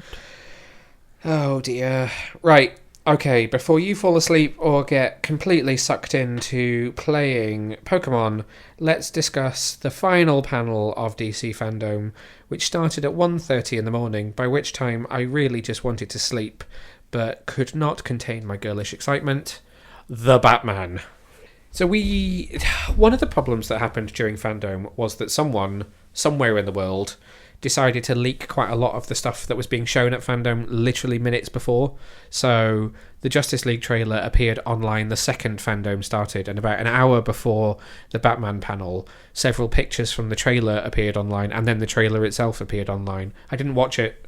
I will admit, hands up, I saw the Justice League trailer a couple of hours before I was supposed to. I didn't watch Batman. I saved Batman for actually during the panel itself, and wow. Well, that I nearly woke you up for. I mean, I would have allowed that. As Michael McIntyre says, you should only wake the wife up when it's snowing or a celebrity has died. I feel he needs to add a third criteria to this, which is you can wake up the wife if it's snowing, a celebrity has died, or there is a new Batman trailer. I would allow that, yes. I am blown away by what Matt Reeves is doing with this film. It feels not a million miles away from what Chris Nolan did. There is a similar kind of aesthetic, I think, to Batman Begins, more so than Dark Knight and Dark Knight Rises. Dark Knight, each one of those films feels like it has a colour to me. So if you think about the marketing for Batman Begins, it was very browns, reds and oranges. If you think about the Dark Knight, it was very murky greens and blues. And then the Dark Knight Rises was very black and white. It was a lot of broken glass and just black costumes against very kind of greys and whites. And there's a lot of, I think it's just because of that, the apartment where you first see Batman in the trailer, but there's a lot of browns and kind of reddish earthy tones in that, which makes me think of Batman Begins. That's just me being very weird about colour. I had a point there and I lost it because I got completely wound up in what I was saying. You got lost in the Pantones. I did. Pantone. But it's a step up. That's what I'm trying to say. Is I think it's a step on from that, and it's a step in a new, very psychological thriller, Seven almost esque serial killer type storyline, which I'm really intrigued by. Great use of song as well. So again, I'd not seen the trailer, but I saw people tweeting about Nirvana and Batman and thought, what? And then, wow, unexpected choice of song, which was just outstanding. I know, but genius, so I love that song. Absolutely genius, and to mix it with the score as well, just brilliant. I could talk about it for hours. Give me some of your thoughts on this trailer. Takes me back to my grunge days. I don't know. I mean, just take everything. I mean, I must have watched it about 40 times by now. No, House, Blood, whatever. Anything. Not the cats. They can't take the cats. Well, no, not the cats. Okay, so right, let's break it down. So it starts out with that weirdly twisting Warner Brothers logo to the sound of tape being ripped. At which point you something in the way. At which point you see this very proto Riddler as some kind of masked serial killer that's trying to catch Batman's attention. Gordon, played brilliantly by Jeffrey Wright, clearly not a big fan of Batman appearing out of nowhere and trying to understand the reason behind these serial killings. And then it's just a complete menagerie of, here's Catwoman, here's some of Gotham City, here's Colin Farrell, completely unrecognisable as the Penguin. Not Colin Firth. No, not Colin Firth. And then Batman completely wailing on someone with a very clown-esque bit of makeup. It's just the Batmobile with a blue flame out the back of it. It's too much for my tiny little mind to handle. You've got that man from EastEnders. That man from EastEnders as the other man. The commissioner. It's just, or the mayor, somebody in charge above Gordon. It's just, there's so much in the trailer for a film that Matt Reeves then said they've only shot 25% of. It's just madness. It's almost like, oh, this is really good. Oh, this is really good. Then you get the fights and you're like, oh my god. It's a very, very brutal Batman. But I feel like it's the Batman we've always wanted. I would be surprised if anybody is still a naysayer of Robert Pattinson after seeing that trailer, apart from maybe his emo-ish hair. I mean, I've got no complaints against that. Okay. From what we've seen of him, he just seems to embody Batman incredibly well, which is not something that I would ever have expected to say from someone that was in Twilight. He has an amazing presence in that trailer. And yes, there is a whole movie that he needs to carry, but certainly in terms of this footage, I feel like he's done it. And I was quite concerned about his ability to do that, but after seeing this, and dare I say it, seeing his performance in Tenet, yes, I'm not worried about it anymore. Has he rented a flat? Yes, he's rented a flat in my heart. It's Tenet, not Tenant. Yeah, whatever. That's a story for the next podcast, your feelings on that film. Was there anything that you were wanting to see in this trailer that you didn't? No. I didn't think you'd see as much as you did either. We didn't get to see Alfred, I suppose, which was interesting. You heard you him, heard didn't him, you? yeah. You had a good, all right, Master Wayne. Catwoman, interesting. Almost similar in a way to The Dark Knight Rises in that she's not Catwoman yet. But much better not Catwoman yet. I forgot you're not a big fan of Anne Hathaway, are you? I don't mind her, but I just felt that this was I don't know what it is. I think it's her music in that film. I just feel a bit cheesy. Okay. Yeah. Understandable. But this just feels very dark, very noir. Very noir, well done. Very Batman Arkham Knight, the sort of anime short story. Oh, Gotham Knight. Gotham Knight. Interesting, I hadn't thought about that. What do you think? If you think of his costume, it's very much like one of the shorts from that. Yes, it is, isn't it? You think of some of the dark storytelling. It feels very much like the costume looks really good in practice as well. I mean, when we saw some of those first, again, unofficial set photos, I thought it looked very interesting. Not necessarily in a good way. I don't understand the gauntlets with the almost like crossbow arrows on them, but actually in practice it looks great. There's a shot in the trailer where you see Batman being thrown backwards by an explosion in the church, that funeral scene. There is now a plenty of rumour that actually that costume will be destroyed in that, and by the end of the film he'll have something sleeker. Well, I mean, it's year 2, so we're early on, so we're not begins. The way we're talking about this is that people know who he is, in that there's a vigilante in the city. He's making a name for himself. There aren't a million supervillains walking around, but they're all, again, in some sort of level of development and on their way to being supervillains. And that everything that he has and he does is to look very much like Bruce did it himself, because this is still himself making himself before he becomes the hero that we know he will become. And we can see that with the Riddler, because he's kind of green, but he's not like Jim Carrey. I mean, that to me... I must have seen Paul Dano in something because he's a very familiar face, but maybe it's too early to say this, but I feel like he's about to do for the Riddler what Heath Ledger did for the Joker. Possibly. I mean, we've not really had a really true psychotic-y Riddler before, have we? No, so it's interesting. I mean, in a way, it feels like this is almost skirting around territory from Gotham, the TV series, but done in a much more well contextualized noir way. And better. I'm not trying to slag that off. Multiverse, remember, it's. I know you didn't really enjoy it, but that show fit a purpose in what it was doing. It was an Elseworld story of what Gotham could have been like. I feel like this is doing that in a much more direct from the comic book sort of way.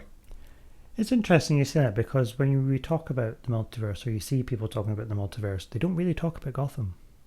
It's a shame. I think it is a underrated version of that universe. I think it's one of those situations where it's strayed so far from canon that people fail to not understand, but fail to acknowledge it for telling an original story. I think it started strong, and then it got a little bit crazy for me. In that vein... But we're veining off here, so let's pull it back to No. There's a point to this. In that same vein, Matt Reeves confirmed that he is working on a series for HBO Max, which is about the GCPD. Of course. And that is going to be a year 1 story. So Batman is in year 2, and the TV series will go a year before the film, and we'll talk about some of the cops. So I'm going to guess it's not going to be a TV series they're going to plan to run for years on end. It's going to tell a story that's very much based within Batman's first year. So it will be about the corruption within GCPD. It'll be about the street level crime that's going on at the time. It'll be following I don't. Well, they didn't name names, but it'll be following some white knights within the very corrupt Gotham City Police Department. As in the background, there is a vigilante story which is coming to the fore. So whether Robert Pattinson will be in that or what Batman's involvement will be remains to be seen. But as you're seeing a story unfold very much within the GCPD in the background, they'll be hearing the first kind of bits of information about there being somebody else out there that's fighting crime. That'd be interesting. I'd watch that. You'll have no choice but to watch that. I literally cannot wait. When's that coming? I don't know. There's no news on that one yet. When's the Batman? So it is currently set for release on October the 1st, 2021. It was originally scheduled for June the 25th, but it's been pushed back to October just to allow them a bit more time to be able to complete it. So you'll have the Suicide Squad first. It's so far away. I mean, I don't know if I can wait that long. Just think about it this way. You're going to go into a position where you're going to get the Suicide Squad. Well, you're going to have Wonder Woman first, and then you are going to go into a kind of 12 to 24 month period where you're going to get the Suicide Squad, the Batman, Black Adam, Aquaman 2, and Shazam 2. So, and actually in that period you're also going to get Justice League on HBO Max. So you're going to get six DC films in a very short space of time. So you're having a kind of a quiet period now before they go, do you know what? We are back and we really, really mean business. It's quite realistic of 2020 being the year of bad things. Yeah. And the year that never really happened. To then have a million very good things. And then have a million things in 2021. To be absolutely. Like, we're back! Way! There were also panels for The Flash and Titans. That's the Flash TV series. The Flash TV series showed off a trailer for season 7, which is made up of footage from the final 3 episodes that they filmed for season 6, but they weren't able to air. It looks interesting. I did enjoy what the Flash did with season 6, so it's going to be interesting to see how they use that footage to try and start season 7. But they've got to deal with the leftover Mirror Master stuff that's going on and save Iris from the Mirror Universe. The Titans panel confirmed that Jason Todd will return in season 3 as Red Hood. Thoughts on this? I don't know, I'm a bit anxious. So the Titans are going to partly relocate to Gotham City, where they're going to fight. They're going to find some version of Jonathan Crane. They're also going to meet a new police commissioner in Barbara Gordon. And what Titans is doing is trying to pair up a new vigilante hero in Nightwing with a new Commissioner Gordon in Barbara. So Barbara and Dick will be facing the kind of the ghosts of their parents being Bruce and Jim. I mean, I can kind of, when they first told me, I was like, oh God, they're going to ruin it and they're going to do it all wrong.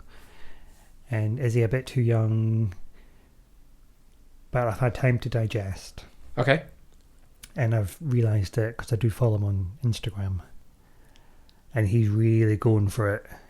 Is he? He's like properly hitting the gym. And whenever you see him, he's like, he's always, I wouldn't say tweeting, but it's on Instagram. Yeah. How old am I? Instagramming. He's also Instagramming, like, I'm not going to let you down. He's really buffed up. He's like twice the size he was this time last year. Wow. I mean, fair play to... I mean, he does really take the character seriously. I was going to say, he's very young. Karen Walters is very young, and he was... I mean, if you look at his first appearance in Titans Season 1, he was very young, but he has always seemingly taken it very, very seriously. And I appreciate that. And I appreciate that it's Titans is, again, telling a story that's not exactly how it happens in the comic books. And so I'm cautiously optimistic. I'm intrigued to see what they're going to do. Now, you say that. But in the Jeff Johns run of Teen Titans, Red Hood does come back and terrorise the Titans. Okay. So he did. There was I think it's an episode or two where he comes back. An issue. And he has an issue, an episode. It's an episode in my mind. And he does have a bit of a to-do with Tim. Oh, okay. As Tim is there the is talk that Tim has been cast for season 3 as well. So I wonder if they're going to do some sort of like a time jump maybe, where we jump a year or 2 years where he's died off scene, and then Tim's worked his way in. Tim is the new Robin. Yeah. And then he comes back to be like, well, you just replaced me. Potentially, yeah. There's so far that they can go with that, and they also obviously need to deal with Raven going to Themyscira with the body of Donna, and how that unravels as well. I mean, that wasn't touched upon at all in the panel. Although they've announced that both of those panels will appear again at the second DC FanDome in September. Oh, sorry, later this month. But that both of them will be extended, so there'll be more in both of those panels when we see them again. So you never know, they might touch on that. And they've not started filming yet, have they? Nope. So we won't be getting that this year like we would normally. We'll get that next year sometime. 2020, the year that never was. The year that ruined all our favourite DC shows. Well, I'm excited. I wonder what his costume going to look like. Is it going to have the helmet? Are they going to go for the newer look with the little half face mask? Oh, wow, that could be interesting. Yeah, I hadn't thought about that. Is it going to have the red emblem? So many questions. Is he going to have time to go away and train under Descartes in the Old Castle and get the League of Shadows and the Lazarus Pits? It's too many questions. Well, and do they write in Joker and does he get killed? I'm guessing not, because he's just disappeared off. So I'm going to presume they're going to write around that, sadly. But you don't know. It could happen all off screen. We could have a time jump. Still plenty of ways to make it work. So that's going to be really interesting. But yeah, I guess we're not going to see that till probably, if they start filming it in the next month or two, we might get it in April, May next year. If not, it'll be summer. We may be looking at a year till we have any new Titans. Probably slightly less. That's sad. All of which brings us to the end of DC FanDome. I thought this was going to be like an hour-long discussion, and we're currently recording at around an hour and 35. It has been a long one. Any final thoughts from you on the success or lack thereof of DC FanDome? I wouldn't say there was a lack of success. I would say I'm emotionally drained. Talking about it again has reminded me how tired I was at watching the whole thing. I do feel like there's so much good stuff happening, but it does seem a million miles away. Yeah. But at the same time, it's not really. It's just because this is a very long year. Absolutely. But we've got Wonder Woman, so... There's always Gal Gadot. There's always Gal. She will always cheer you up. I think I'm... As somebody who says they were born and raised on DC, which I am, to all intents and purposes, I was just really proud of what they were able to do, because it wasn't like anything else I've seen in terms of... I've attended a couple of virtual film festivals now. We watched plenty of panels from Comic-Con at home, and this wasn't any of those. This was much more of an immersive event beyond that. From the way Jim had drawn the set to the way each of the panels was... as in video chats, was designed. It was a wholly original, unique experience. It was DC Does Eurovision. It was DC Does Eurovision, as you say. Without the singing. And so, I mean, considering they'd had a very difficult couple of weeks going into that as well, with the announcement of the layoffs at Warner Media, I mean, popular opinion on DC was on the turn towards being a wholly positive narrative going into FanDome, and then that was a major speed bump at the 11th hour. And then obviously they announced the news that they were splitting the event in two, and which actually I think is really important to say. When they announced that they were splitting it into Hall of Heroes and then the Multiverse, which is the event that's happening on September the 12th, there were a lot of people that said, this is just them making sure that the website isn't going to crash because they don't have the technology, and this is a complete disaster to do this at this point in time with only a week to go. And actually, I'm sure part of that decision was based on the amount of people they saw putting together a schedule and the amount of people that were doing that and what those people were going to see. But not once during the entire 8 hours that I sat watching that first event in fact, it froze once during the Batman, and that is the only time I had any problem with streaming it whatsoever. There was none of that, oh my god, I can't get in, none of that, it's just not working, or it's playing really slowly, or it's not streaming at full quality. It was, hands down, from start to finish, an excellent experience. So, fair play to not just Jim and everyone from the front end and all the talent that appeared on it, the people that edited it, the people that put it together, because they only filmed it 2 weeks before. It was all filmed within a 2-week period of it airing. That's a huge turnaround for an 8-hour content block. If I had a hat, I would take it off. I mean, it takes me like 4 hours just to, record, then edit this podcast and get it uploaded and out. Imagine if I had to do 8 hours. Terrible. It would be unbearable. So I just, I think it's important to say, hands down, amazing experience, and fair play to them for the viewing figures that they've had for it as well. It's very, very exciting, and we get to do this all again on September the 12th when we get a create your own on-demand experience that covers the rest of DC, from cartoons to TV to comic books and everything else in between. So we have another important piece of DC news that we just need to cover off before we wrap up episode 40 of the GYCO podcast, which is the release of Superman Man of Tomorrow, which is available now on digital platforms and is available on DVD and Blu-ray from September the 7th. This animated film sees a much younger Superman, voiced by Glee's Darren Criss, taking on a trio of villains in Lobo, played by Ryan Hurst, Parasite, who is voiced by Agents of S.H.I.E.L.'s Brett Dalton, and Lex Luthor, voiced by Zachary Quinto. It also stars the dad from The Middle as Jonathan Kent, wonderful piece of casting, and Alexandra Daddario as Lois Lane. We were very, very lucky in that we got to interview the absolutely adorable Tim Sheridan, who wrote this film. He also wrote the Death of Superman and Reign of the Superman animated films, which came out last year? Year before? I have no idea of the passage of time. But he wrote both of those films as well. He is an avid Superman fan and a huge DC fan. I'm also very proud to say that he's a big Batman fan, which you'll notice from a couple of little nods in this film. But I got to sit down with him and have a chat about this wonderful, wonderful film. So have a listen to what he had to say. Let's go. Hi, Neil. Okay, hey, how you doing? Good. What's up? Thanks for taking the time to speak with me today. Congratulations on the film. I have to say, I've watched it twice, and I've just signed up to do a watch-along with Sci-Fi Now on Thursday, so I can watch it again for the third time. That's fantastic. You probably know it better than I do. Well, I'm guessing it's... I'll ask you some questions, Neil. Oh my God. Okay, put me on the spot. Well, I'm guessing it's probably been a little while since you wrote it, so tell me a little bit about developing the story for it and how it kind of came about. Well, we had worked. So Butch Lukic and Jim Krieg, the producers, and I had worked together on a show called Justice League Action. Yep. Which is a highly underrated show as far as I'm concerned. Oh yeah, I totally agree with you.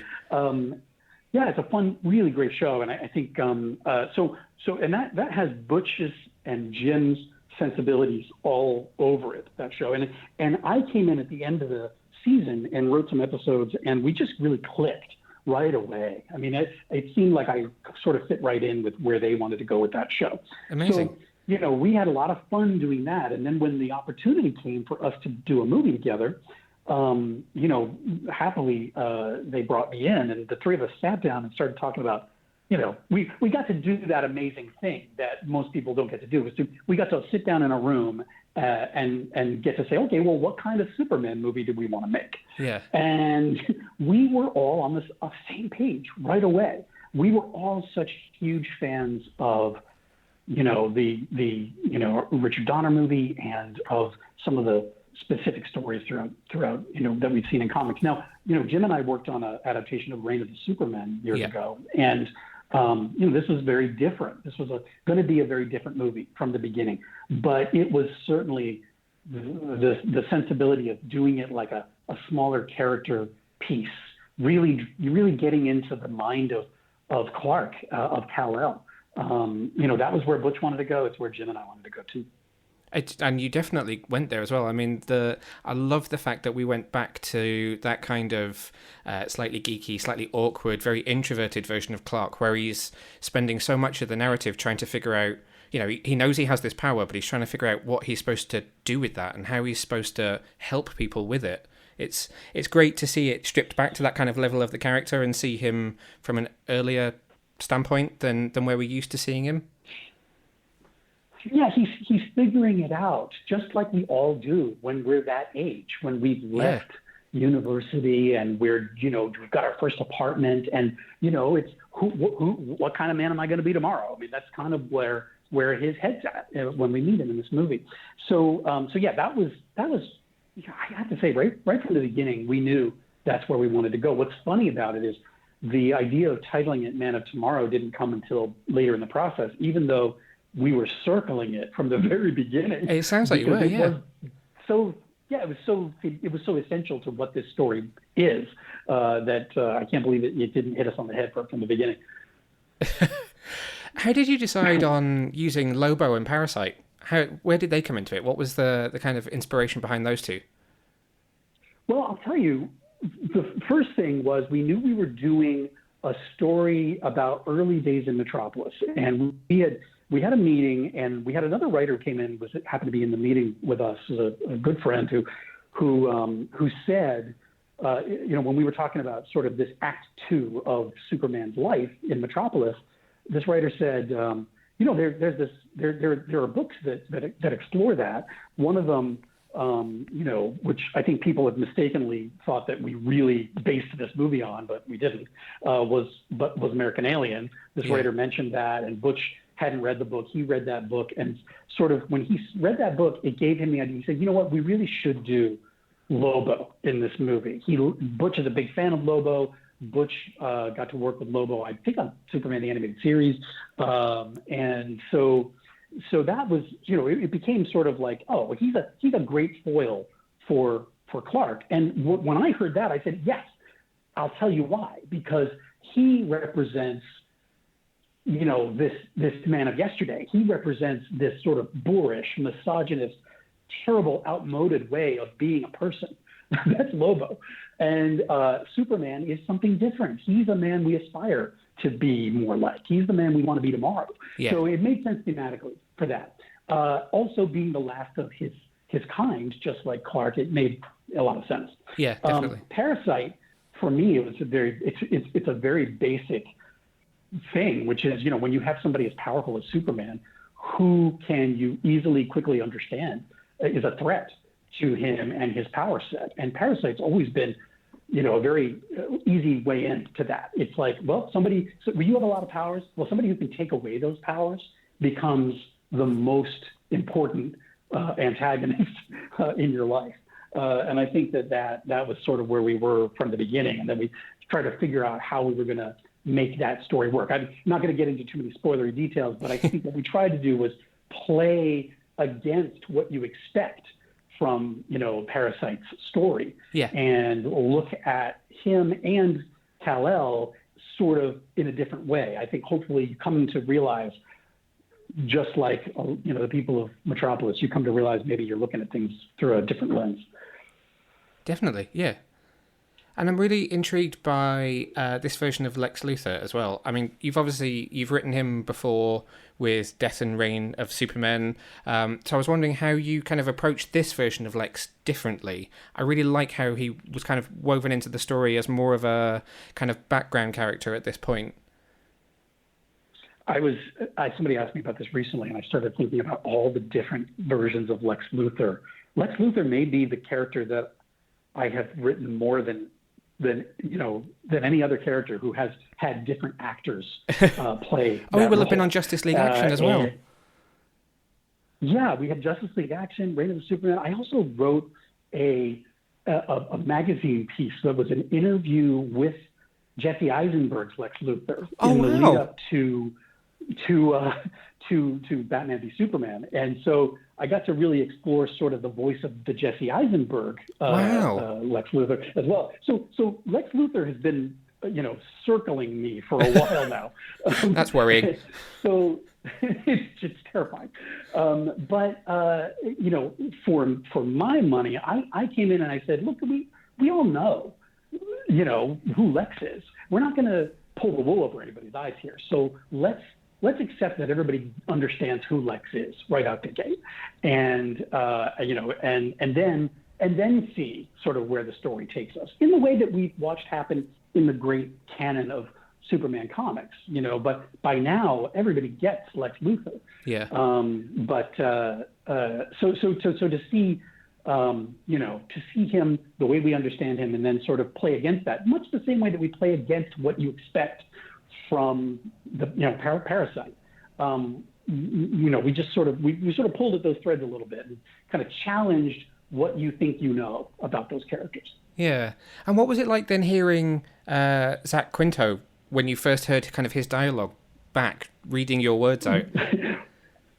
Well, I don't want to play favorites but I'm going to, and, and say that I was bowled over. You know, Zack, I call him Zack, like as if we're best friends.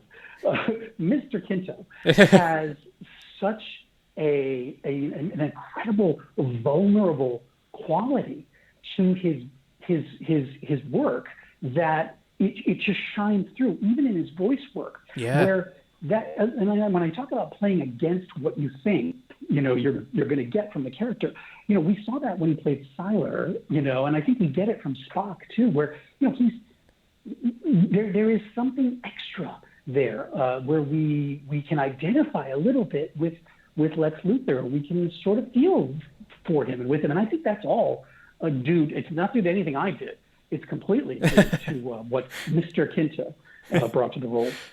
Yeah, I agree with you. He does his. I mean, you can tell that it's him. You can hear that it's him, but it's so kind of beyond his natural speaking voice that after kind of thinking, oh yeah, you know, there he is, I was completely taken away, and it was just Lex Luthor. It's amazing. Yeah, it's just the subtlety of it, the nuance in it is it's. You know, I rave about this whole cast. I can't believe we have the level of talent that we have in this cast. It is an amazing cast. You know, we're just so lucky. Yeah, it's incredible. And so, you know, he's you know, part of that great new standard, I think, for how we see these characters played. Any one of them could play these characters in live action. You know, there's you know, you could see it.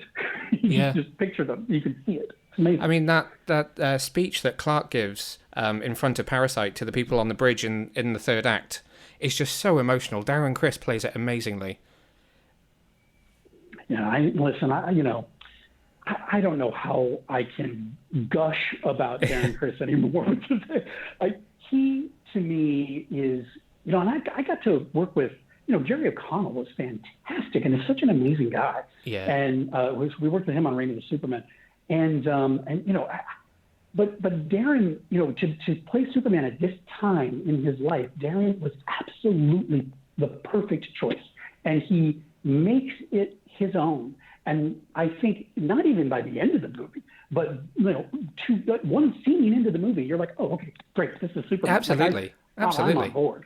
Yeah. It's one of those things. It's funny, isn't it? I mean, living in the age that we're in now, as soon as a casting piece of information or a first still image come out, people immediately have an opinion based on not even hearing the final product or seeing the final product. And then I think absolutely anybody who goes into this film thinking, you know, why Darren Criss is going to be bowled over within that first few minutes, because he has the vulnerability, but then he has the strength of Superman as well. And it is just, it's brilliant casting. Yeah, I think, you know, I'm a big Darren Criss fan. I think he can do anything. And so I was very, very happy when I found out he was willing to put on the cape. Now, I know we don't know what's next, whether there'll be another film with this Superman or what will be next. But if you were to get to continue the story of this version of Superman, have you got any idea about where you'd like to take him next?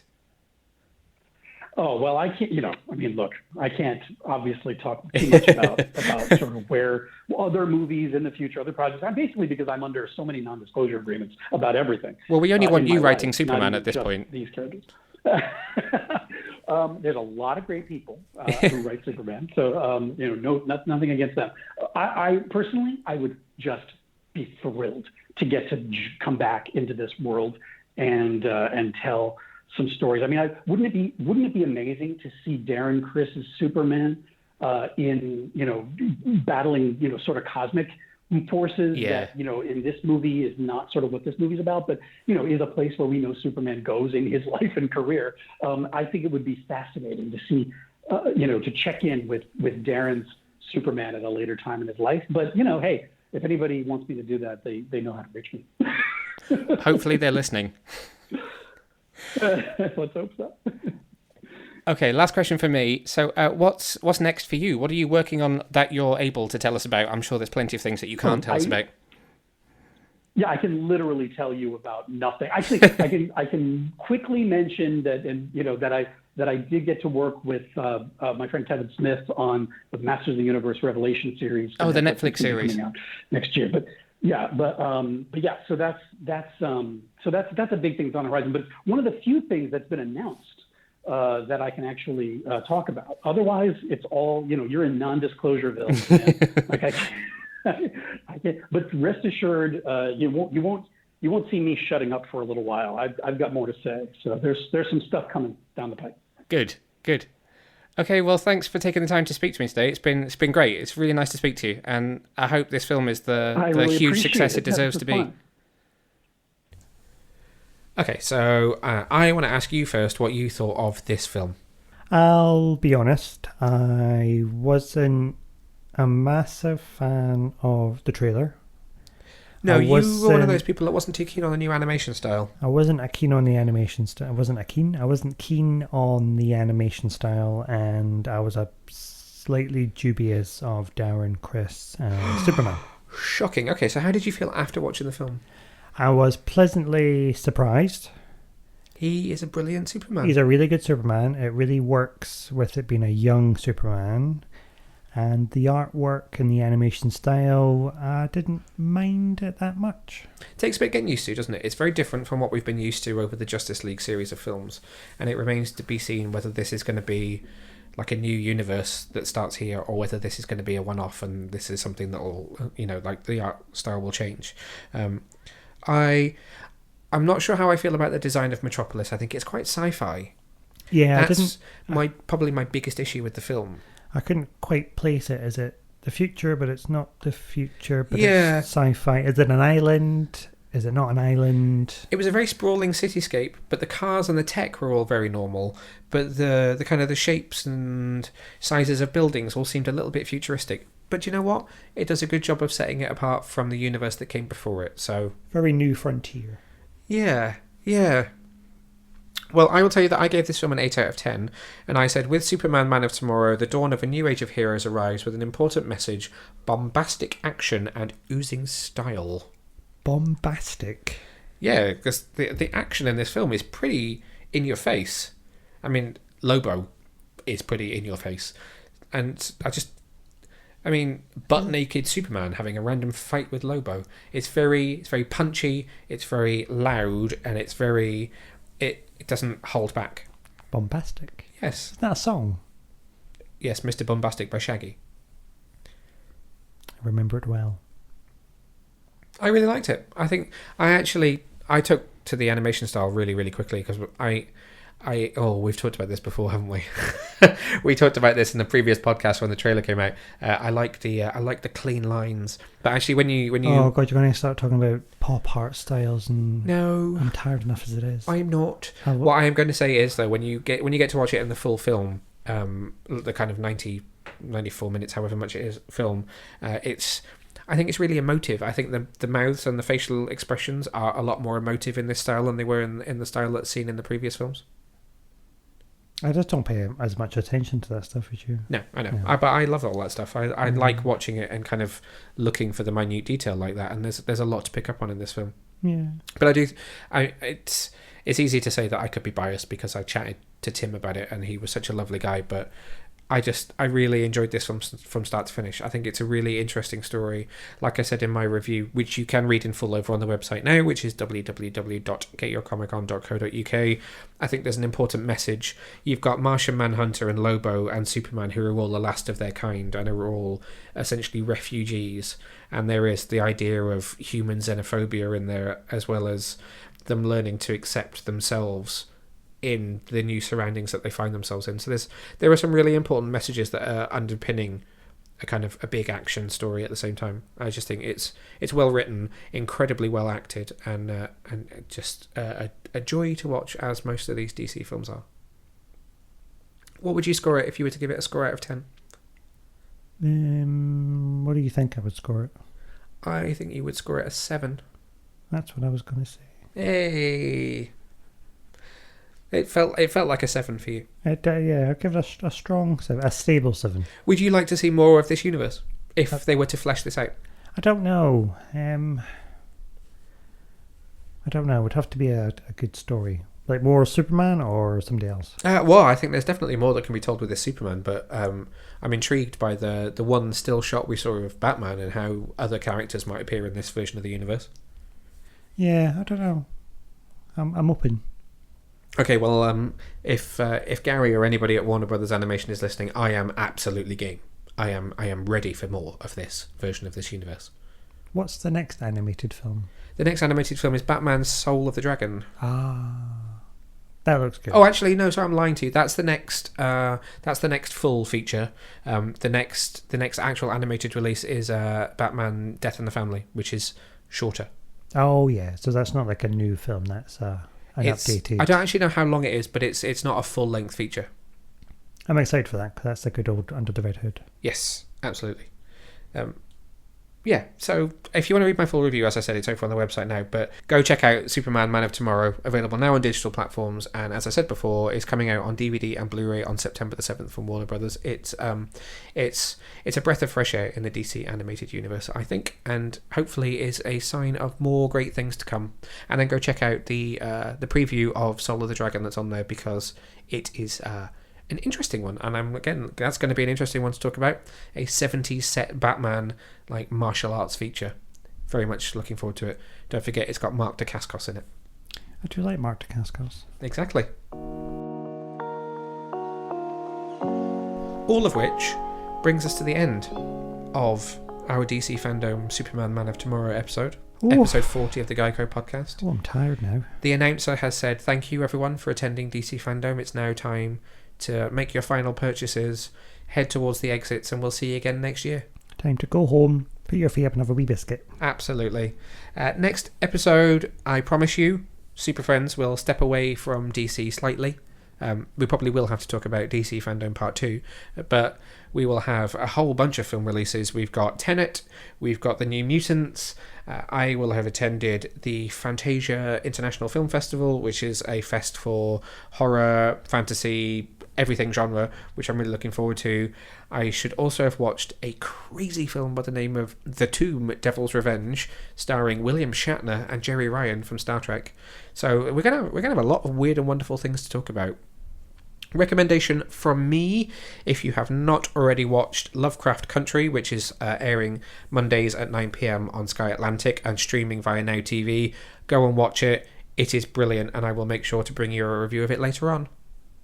Anything you've been watching or reading that you'd like to recommend to the super friends at home before we say goodbye? We put it on the spot now. I've not really been watching anything new. I did just finish the Rivers of London spin-off book, The October Man, which is very good. So if you've not read Rivers of London, this is a nice sort of novella. So you don't have to have read the 7 other books, you can just dip into this one. It's quite a nice little introduction to the magical detective universe. That's quite good. Ben Aronovich? Yep. And where can people buy this? Where all good books are sold. Excellent. That's it from me this week. Is that it from you? That's all I've got left in me. So until next time, when we have hopefully had some sleep and have recovered from FanDome and other such experiences, bye!